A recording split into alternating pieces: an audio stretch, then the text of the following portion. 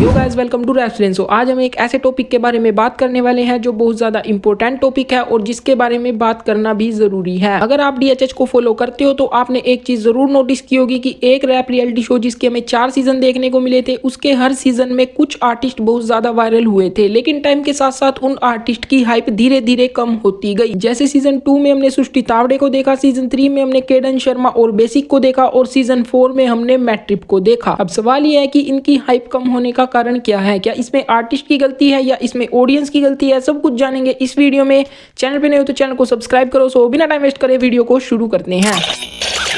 अब इस सवाल के जवाब का पता करने के लिए हमें यह जानना जरूरी है कि जो ये 4 सीजन आए थे इनको कौन सी ऑडियंस फॉलो कर रही थी। बेसिकली इस शो को 3 टाइप की ऑडियंस फॉलो कर रही थी। एक तो कोर डीएचएच ऑडियंस जो शुरू से डीएचएच फॉलो करती आ रही है, दूसरी नॉन डीएचएच ऑडियंस जो डीएचएच को फॉलो नहीं करती, जो इंस्टाग्राम से रील्स देख के आई हुई ऑडियंस थी या जो सिर्फ शो की ऑडियंस थी, और तीसरी ऑडियंस जो थोड़ा बहुत डीएचएच सुन लेती है। अब जो दूसरे नंबर की ऑडियंस है जो डीएचएच को फॉलो नहीं करती, जो सिर्फ इंस्टाग्राम से रील्स देख के आई हुई ऑडियंस थी या जो सिर्फ शो की ऑडियंस थी, वो एक आर्टिस्ट को पसंद कर लेती है या उसकी फैन बन जाती है और उस आर्टिस्ट को उस पर्टिकुलर शो में सपोर्ट करने लगती है। लेकिन जब शो खत्म होता है तो वो ऑडियंस उस आर्टिस्ट को सुनना कम कर देती है, लेकिन सिर्फ कम करती है, बंद नहीं करती। मतलब एक तरीके से ऑडियंस कम हो जाती है। अब इसमें एक बड़ा कारण है कॉन्ट्रैक्ट। मतलब शो खत्म होने की वजह से ऑडियंस कम जरूर हुई, लेकिन जो बची हुई ऑडियंस है, आर्टिस्ट कॉन्ट्रैक्ट की वजह से उस ऑडियंस को होल्ड नहीं कर पाता, क्योंकि कॉन्ट्रैक्ट की वजह से वो आर्टिस्ट गाने ड्रॉप नहीं कर सकता। और जब 1 साल बाद वो आर्टिस्ट गाने रिलीज करता है तो उसके गानों पे कम व्यूज आते हैं, क्योंकि जो कोर डीएचएच ऑडियंस है वो उसे नहीं सुनती और जो नॉन डीएचएच ऑडियंस है, जो रील्स देख के आई हुई ऑडियंस थी, वो ऑडियंस चली जाती है। और केडन शर्मा और मैट्रिप के साथ सेम यही केस हुआ। लेकिन इसमें कंसिस्टेंसी भी मेन रोल प्ले करती है कि आप कॉन्ट्रैक्ट से आने के बाद कितना कंसिस्टेंट हो। सृष्टि तावड़े के साथ भी सेम यही केस हुआ, लेकिन उनके साथ एक अच्छी बात ये थी कि उनके पास 3 नंबर वाली ऑडियंस भी थी जो थोड़ा बहुत डीएचएच सुन लेती है और कोर डीएचएच ऑडियंस भी थी। लेकिन शो से बाहर आने के बाद उन्होंने 3 से 4 सिंगल ड्रॉप किए और एक ब्रेड एंड क्रम्स नाम से एल्बम भी रिलीज की, लेकिन उसके बाद वो कंसिस्टेंट नहीं रह पाई, जिसकी वजह से उनकी हाइप धीरे धीरे कम हो गई। लेकिन बेसिक जो सीजन 3 के रनर अप भी रहे और जिनके पास कोर डीएचएच ऑडियंस भी थी, उनके साथ ऐसा क्या हुआ? उनकी हाइप कम होने का क्या कारण है? बेसिक की हाइप कम होने का कारण है कंसिस्टेंसी, क्योंकि कॉन्ट्रैक्ट से आने के बाद बेसिक की साइड से हमें एक ड्रीम्स एंड डिट्स नाम से ईपी देखने को मिली, लेकिन उसके बाद हमें उनकी साइड से कोई भी प्रोजेक्ट या कोई भी सिंगल देखने को नहीं मिला। और इवन 1.5 साल हो गया हमें बेसिक की साइड से इंस्टाग्राम पे भी कोई पोस्ट देखने को नहीं मिली। लेकिन बेसिक को एक चीज का फायदा ये है कि उनके पास कोर डीएचएच ऑडियंस है और अगर वो अब भी कोई प्रोजेक्ट रिलीज करेंगे तो वो डेफिनेटली चलेगा। और इवन केडन शर्मा, मैट्रिप और सृष्टि तावड़े भी अगर अब कंसिस्टेंसी से रिलीज करे तो उनकी हाइप भी दोबारा उसी लेवल पे जा सकती है। सो ओवरऑल कंक्लूजन यही है कि अगर आपको एक शो से a large number of audience मिलती है वो अच्छी बात है, लेकिन सवाल ये रहता है कि आप शो से बाहर आके क्या करते हो, आप उस ऑडियंस को होल्ड कर पाते हो या नहीं। इसमें थोड़ी बहुत आर्टिस्ट की भी गलती है कि वो शो से बाहर आने के बाद कंसिस्टेंट नहीं रह पाते, और थोड़ी बहुत ऑडियंस की भी गलती है कि वो अपने आर्टिस्ट पे बिलीव नहीं करती, उनको अपने आर्टिस्ट के साथ जुड़ा रहना चाहिए। और इसमें सबसे बड़ा कारण है कॉन्ट्रैक्ट, क्योंकि कॉन्ट्रैक्ट की वजह से आर्टिस्ट 1 साल तक कुछ भी रिलीज नहीं कर सकता, जिसकी वजह से उसकी ऑडियंस धीरे धीरे कम हो जाती है। सो ये था आज की वीडियो में। वीडियो अच्छी लगी हो तो वीडियो को लाइक करो, शेयर करो। ऐसी पॉप कंटेंट देखने के लिए चैनल को सब्सक्राइब करो।